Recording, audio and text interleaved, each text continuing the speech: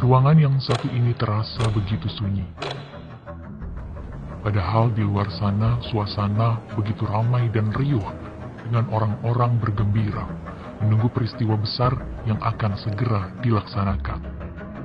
Begitupun sosok yang satu ini terlihat begitu hening. Ia terdiam sejak tadi, seolah hanyut dalam kesunyian, terbawa doa-doa di dalam hatinya. Ini adalah kisah seorang anak muda yang begitu gigih dan nekat dalam mencintai bangsa, sejarah, dan negaranya. Namun, apa yang membuat dirinya begitu rela memperjuangkan tanah airnya, melampaui segala rintangan, bahkan ikhlas menderita dalam sunyi demi persatuan? Inilah sekelumit kisah perjalanan Prabowo Subianto.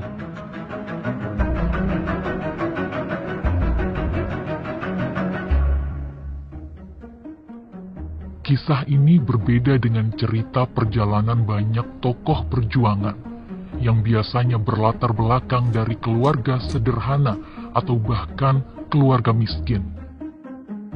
Ini bukan cerita anak petani sederhana yang hidup dalam kekurangan bahkan kesulitan.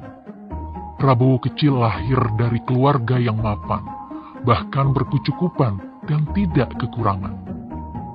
Semua ini berkat sepak terjang Sang Eyang yang bukan orang sembarangan dalam sejarah bangsa ini.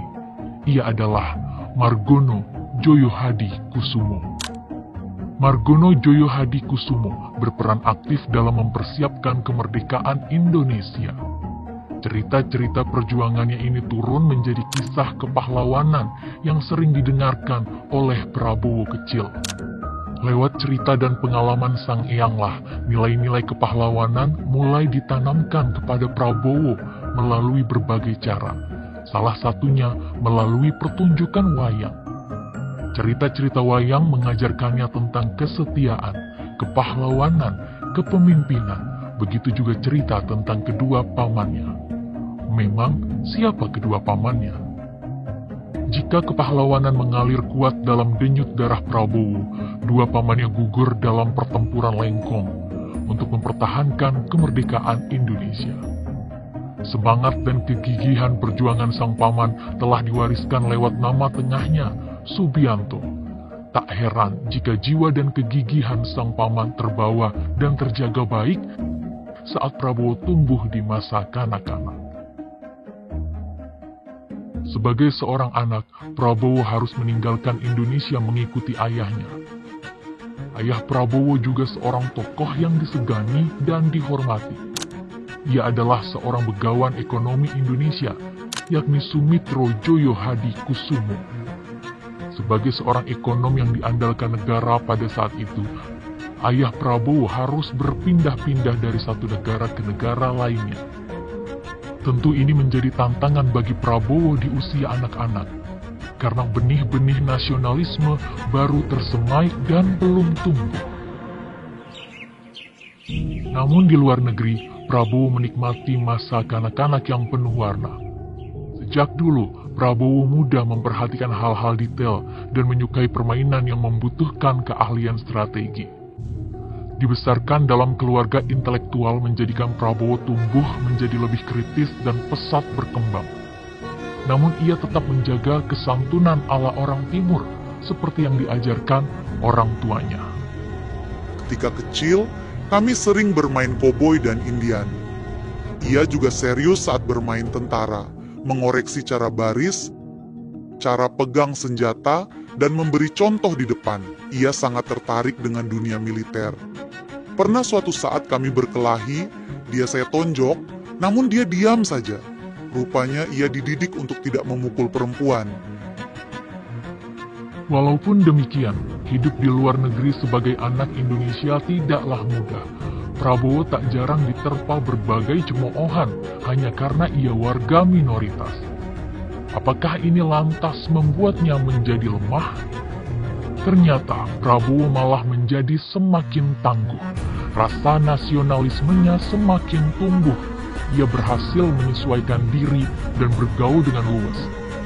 Ia Ia juga mampu mengikuti pelajaran di sekolah-sekolah internasional karena otaknya yang cemerlang. Ketika sekolah di Swiss, Prabowo menunjukkan jiwa leadership dengan mengambil prakarsa dalam penyusunan anggaran student senat padahal masih junior. Ibu Dora telah membesarkan anak-anaknya dengan sangat disiplin.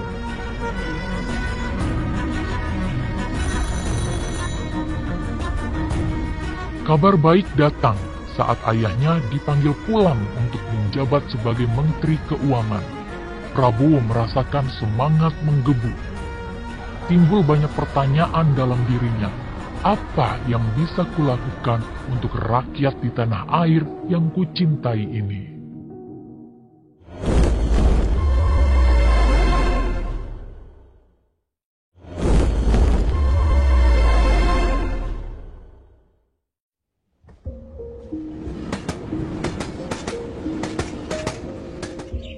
Setelah kembali ke tanah air, Prabowo muda gemar berjalan-jalan menjelajahi Pulau Jawa. Dari sinilah Prabowo mulai melihat dan menjadi saksi langsung kondisi rakyat sesungguhnya. Kondisi tanah air tak seindah dalam bayangannya. Ketimpangan sosial begitu terasa di sudut-sudut pelosok. Lalu berkat keluasannya pun, Prabowo muda tidak sulit bergaul dengan beberapa aktivis mahasiswa. Salah satu mahasiswa yang peduli dengan kondisi bangsa itu adalah Suhoki. Lewat obrolannya dengan Gi, Prabowo mencoba mewujudkan mimpi atas kegelisahan hatinya dengan membuat sebuah lembaga swadaya masyarakat bernama Lembaga Pembangunan Indonesia, yang ia adopsi dari Peace Corps saat berada di Amerika Serikat. Namun, apa daya? Di tengah perjalanan, lembaga ini tidak berkembang seperti yang diharapkan. Meskipun demikian, Prabowo tak lantas putus asa.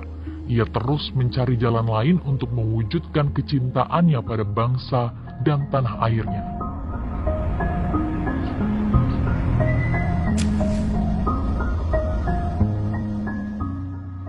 Memasuki masa remaja, Prabowo dihadapkan dengan pilihan yang sulit.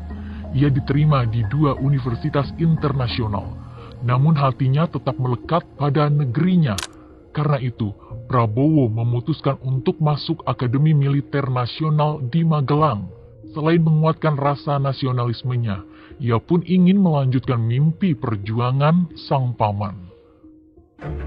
Penggemblengan keras yang ia terima selama masa pendidikan sebagai taruna justru membentuk keteguhan dalam dirinya. Sosok Azwar Syam menjadi teladan, menginspirasinya untuk menjadi pemimpin yang tegas, disiplin, berwibawa, tetapi tetap peduli pada kesejahteraan anak buahnya. Prabowo percaya bahwa seorang pemimpin militer harus berada di garis depan.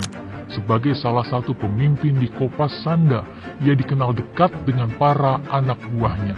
Saya mengenal Pak Prabowo saat di Akabri. Mungkin saya satu-satunya atasan yang pernah menempelinya, dan beliau selalu mengingatnya sebagai bagian dari proses pendidikan. Menurut kesaksian anak buahnya, Prabowo juga selalu memikirkan rakyat kecil. Cita-citanya tidak pernah berubah, yaitu ingin Indonesia adil dan makmur. Prabowo menjalani profesinya sebagai abdi negara dengan sepenuh hati. Saking penuh perhatiannya pada negara, Prabowo dianggap terlalu fokus di dunia militer sehingga terkesan melupakan kehidupan pribadinya. Itulah sebabnya, baru setelah berpangkat kapten, Prabowo menikah dengan Siti Hediati Haryadi, putri keempat dari presiden saat itu, Soeharto. Latar belakang mereka sangat berbeda. Prabowo tumbuh di tengah keluarga modern dan luas dalam pergaulan internasional. Sementara Titi berasal dari keluarga dengan budaya Jawa yang sangat kental tradisinya. Meski begitu, mereka mampu beradaptasi. Pada tahun 1984, mereka dikaruniai seorang anak lelaki. Sungguh sebuah awal perjalanan masa dewasa yang menyenangkan. Setelah membangun keluarga, Prabowo semakin cemerlang dalam karir militernya. Berbagai posisi dan jabatan penting pernah ia pegang. Ia berhasil memimpin beberapa operasi militer. Di sini Prabowo mendapat julukan 08 dari Satuan Anti Teror. Belum lama dilantik sebagai Brigadir Jenderal pada 8 Desember 1995, Prabowo langsung membawa pasukannya ke Mapenduma untuk menyelamatkan Sandra.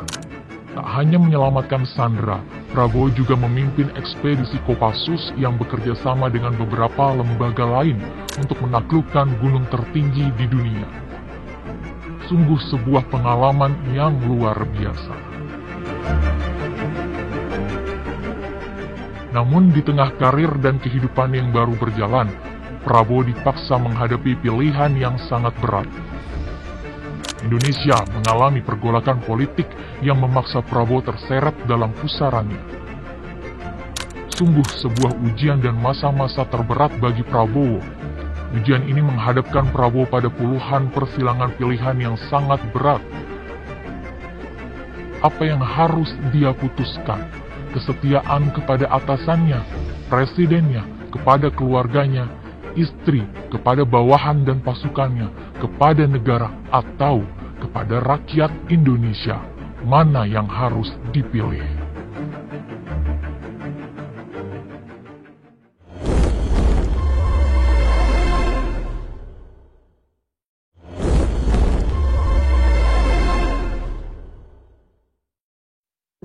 Tahun 1998, karir militer Prabowo terhenti. Dengan hati yang berat, Prabowo harus merelakan apa yang sudah ia bangun selama ini, termasuk karirnya yang harus disudahi. Tak diam dalam keterpurukan, Prabowo memutuskan untuk pergi ke Yordania. Itu adalah negara tempat tinggal sahabatnya Pangeran Abdullah yang mengundang dan menyambut Prabowo layaknya seorang jenderal yang pulang dari medan laga. Jauh di negeri orang, hatinya gamang dan terus menerawang memikirkan Indonesia. Prabowo teringat pada pesan ayahnya agar tetap bersama adiknya Hashim untuk saling menjaga dan saling menguatkan. Usai dari kehidupan militer, Prabowo mulai membangun usaha bersama sang adik Hashim Joyo Hadikusumo. Perlahan usahanya pun tumbuh dan berjalan. Namun begitulah Prabowo. Walaupun usaha dan bisnisnya terus membaik dan menanjak, Prabowo tetap memikirkan Indonesia, negaranya, bangsanya, terutama pasukan dan bawahannya dulu. Nampaknya memang rasa cinta dan perhatian Prabowo kepada masyarakat Indonesia tak bisa lepas.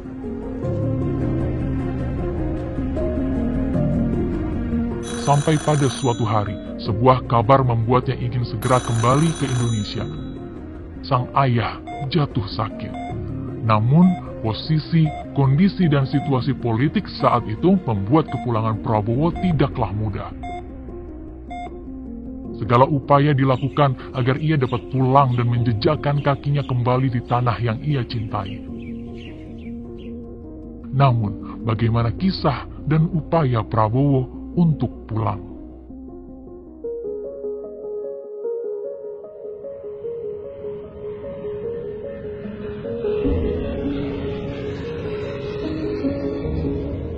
Orang yang membantu kepulangan Pak Prabowo kembali ke Indonesia memang Pak Taufik Kemas yang berkomunikasi dengan Pak Prabowo dan disampaikan waktu Bu Mega menjadi wakil presiden dan saat itu presidennya almarhum Gus Dur.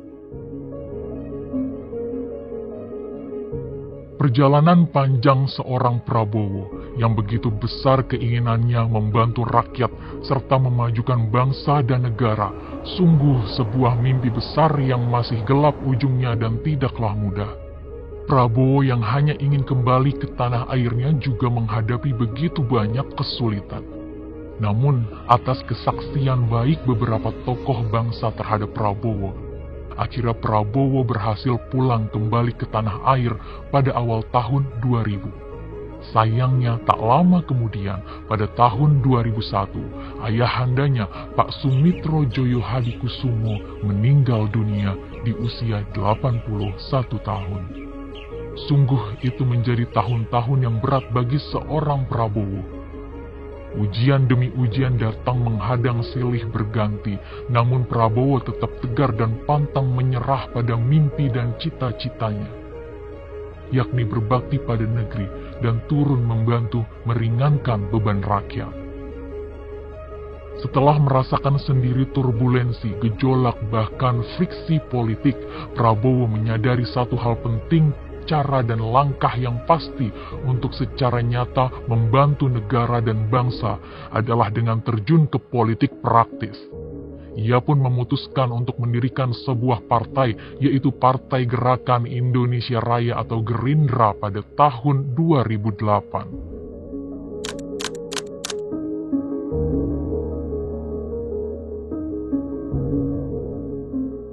Dari sinilah awal karir politik Prabowo dimulai. Jalannya tidak mudah, dan ia terus menghadapi ujian demi ujian lagi, tidak hanya satu kali, tetapi berkali-kali. Dan ini sungguh menjadi sebuah perjalanan politik yang luar biasa bagi seorang Prabowo. Sampai pada satu saat, Prabowo harus dihadapkan lagi dengan ujian politik yang berat, yakni harus bersaing dengan kandidat terkuat, seorang lawan yang dulunya adalah kawan dan mantan orang yang ia dukung dalam kontestasi pemilihan kepala daerah DKI Jakarta, yaitu Joko Widodo atau Jokowi. Setelah kalah di Pilpres 8 Juli 2014, pada tahun 2019, untuk kedua kalinya Prabowo dikalahkan lagi oleh lawan yang sama, yakni Jokowi. Sungguh situasi yang sangat memukul bagi Prabowo. Apakah kegagalan ini akhirnya sanggup menghentikan langkah Prabowo? Pada suatu hari Sabtu di stasiun MRT Lebak Bulus, Prabowo meringankan kakinya untuk bertatap muka langsung dengan Jokowi, pesaing terkuatnya dalam 2 kali Pilpres. Pertemuan Prabowo dengan Jokowi sungguh sebuah gambaran betapa besarnya jiwa Prabowo yang rela merendah dan mengalah demi bangsa, demi negara, dan demi persatuan rakyat.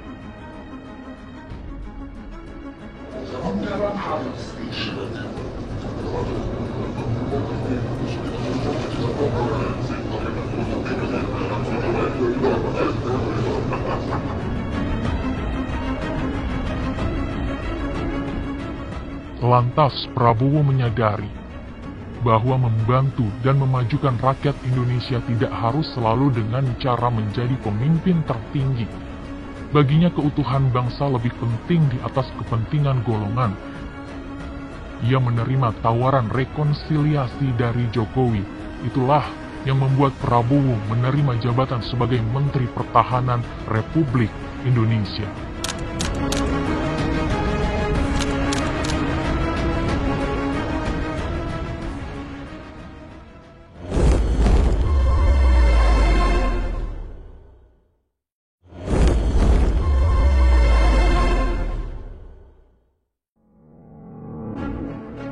Rasa cinta tanah air, bangsa, dan negara memang sulit untuk bisa dibayangkan dan digambarkan dalam perjalanan panjang hidup, karir, perjuangan, dan kontestasi politik seorang Prabowo Subianto. Seorang anak dari keluarga yang mapan, tersohor, dan punya tempat dalam sejarah negeri ini, tentu tak perlu pusing apalagi harus berjibaku dengan begitu banyak ujian. Binaan keluarga sejak dini, lingkungan pendidikan, dan tempaan dunia militer telah membentuk Prabowo menjadi pribadi tangguh yang tidak mudah menyerah. Ujian demi ujian tidak membuat Prabowo menyerah.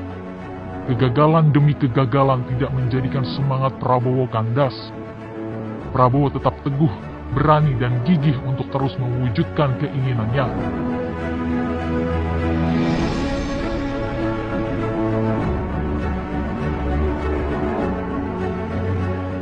Didorong oleh rasa cinta kepada tanah air agar dapat membantu rakyat dan memajukan bangsa. Tahun 2024, sebuah kisah dan babak baru perjalanan politik Prabowo bermula. Bersama putra sulung Jokowi, Gibran Rakabuming Raka, Prabowo mengusung sebuah gagasan yang begitu sederhana namun begitu mulia. yakni ingin memberikan makan siang bergizi cuma-cuma kepada anak-anak Indonesia. Gagasan ini akhirnya didukung mayoritas rakyat Indonesia. Ini juga yang membawa Prabowo dan Gibran terpilih menjadi pasangan presiden dan wakil presiden Republik Indonesia tahun 2024-2029.